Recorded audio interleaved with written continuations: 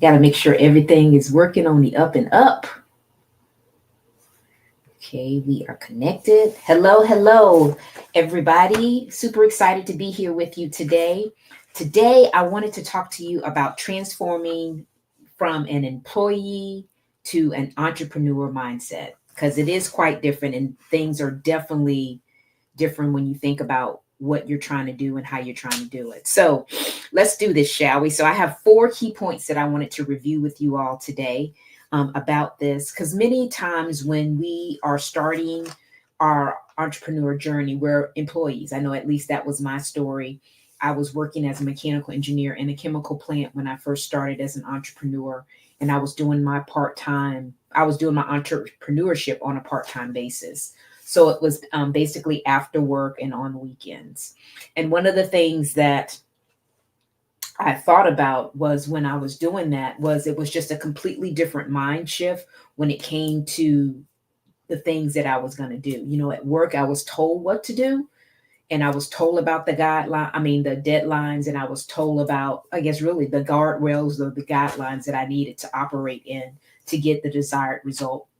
But in entrepreneurship, you are definitely figuring that all out on your own, and it's different because I know one of the things I had to stop waiting for was permission. Somebody giving me permission to excel in my entrepreneur journey. Someone giving me permission to really open up at that time my store because I think I was so ingrained on, okay, I get paid on the 15th and the 30th, more so than thinking, okay, every day can be a payday for me as an entrepreneur. It would just be a matter of me doing the activity or providing that value.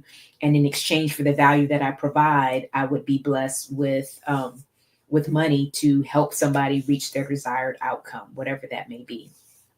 So I wanted to make sure that I shared that with you because it is definitely a shift. You are creating the vision as an entrepreneur, where when you're an employee, somebody is giving you their vision, and you're helping them walk out what they are doing.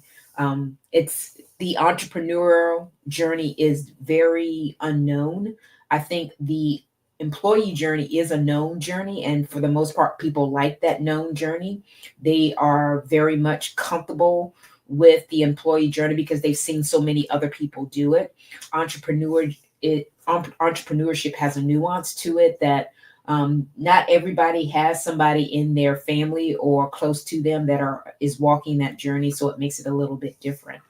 So just be kind of cognizant of that when it comes to building your business, that you're going to have to shift the way you think and think bigger, and know that things are not as planned out, or that the path or the journey of entrepreneurship is not something that is known like it is for employees. I think I've told you before that my parents were educators, so we were basically taught that we needed to go to school, get a good job. Well, go to school, get our degree, get a good job, work there for 30 plus years and get our gold watch. But in entrepreneurship, it's not that way. And you don't really know the path that you're going to take until you start. So that would be another thing that I wanted to share with you, that it's so important to start. I think we are so comfortable with the comfortable that we are not comfortable being uncomfortable. And entrepreneurship is definitely a journal of uncomfortableness, and that we have to build that courage muscle and that confidence muscle for us to continue on that journey, because otherwise we're going to fall back to the familiar, which is the employee. So don't be afraid to try something new. I know from experience and in my entrepreneurship journey that I had to start to see what my next step would be. Unlike the employee journey, you have seen so many people do it before that you know what the next step is. So don't be afraid to start. Don't be afraid to fail. I think that would be another thing that I want to share with you, is that I know growing up, it's so many things centered around get it right.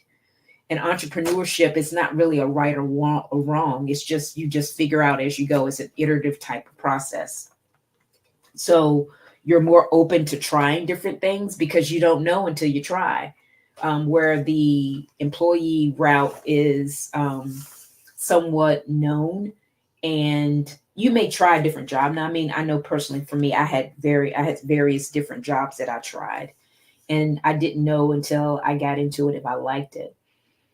But it still was an iterative process that was paid. I'll say it that way. It wasn't like, okay, well, I'm not going to be able to pay XYZ unless I figure this out, because I iterated being paid more so than iterating and not being paid, which is definitely the entrepreneurship journey, or can be at least in the beginning.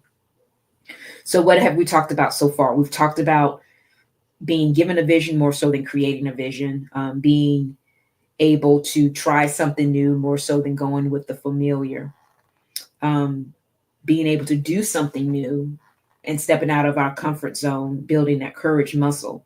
And last but definitely not least is I want to talk about doing it afraid and doing it and then failing as fast as you can. Because doing it afraid is very much the mindset of an entrepreneur. You don't know what's going to happen, but the only way you're going to know if it works is to do it. So just think about the different things that you are doing. I know I've experienced that especially with my lead generation system. It was very iterative for me to figure that out, but it was just not me stepping, trying one thing, trying something else, trying something else, trying something else. And then eventually I got to the promised land of figuring that out. I want to just remind you, that's what you want to do too. It's okay to fail. I know that that's like kind of weird because in school you're never taught to fail. You're taught to excel, which comes from failure. When in entrepreneurship, that's how you fail. I mean, that's how you succeed, is to fail. So you want to make sure that you can do that as iteratively and as fast as you can, because it's going to give you the success that you desire. Because at the end of the day, success, you really learn nothing from success.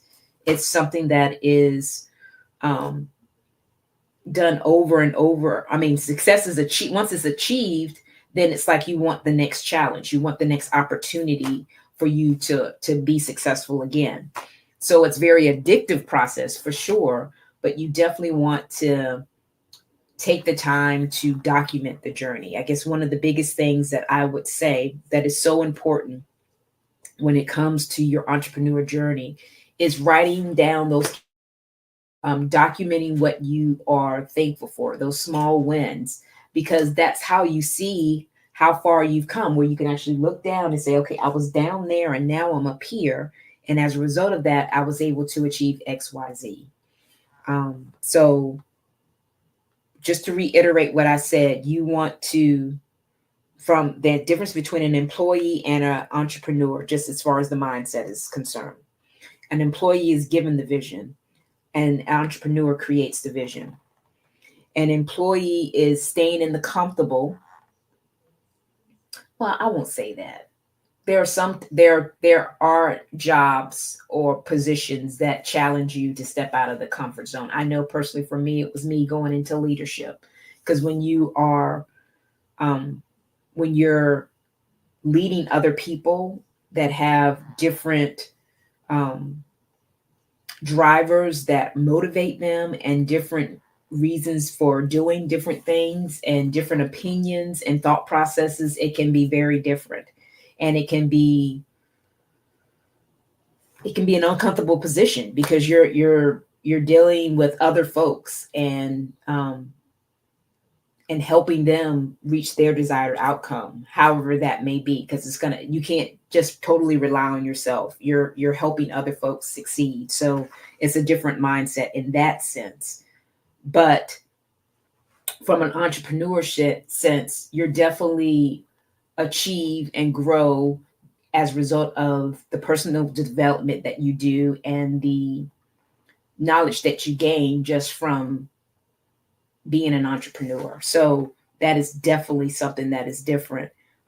It's not the norm to be an entrepreneur because most people are employees. I mean, you think about like the financial institutions, they endorse you being an employee. For example, if you were going to buy a house or a car, get a loan on anything, you can show your check stub and you can only be working there for like 2 days and they'll give you a car or whatever based on your salary. However, if you're an entrepreneur, you have to show 2 years of income, or what you've done over the last 2 years to prove that you're able to support whatever you're about to purchase and that you'll have the means to pay for it. So in that realm, it's very different. And then employees are taught to succeed, and it's very bad to fail. Where in entrepreneurs, we very much know that when we fail and we want to do it as fast as we can, we'll get our success that much quicker. So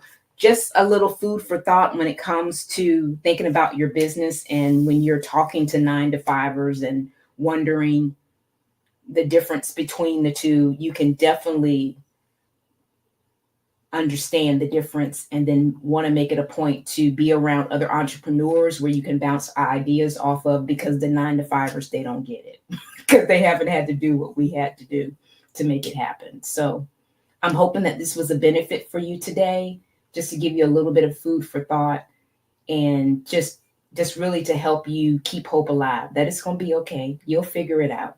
Just stay the course and keep being consistent and taking action. Okay. All right. Well, thanks for watching as always, and we'll see you next time. Bye for now.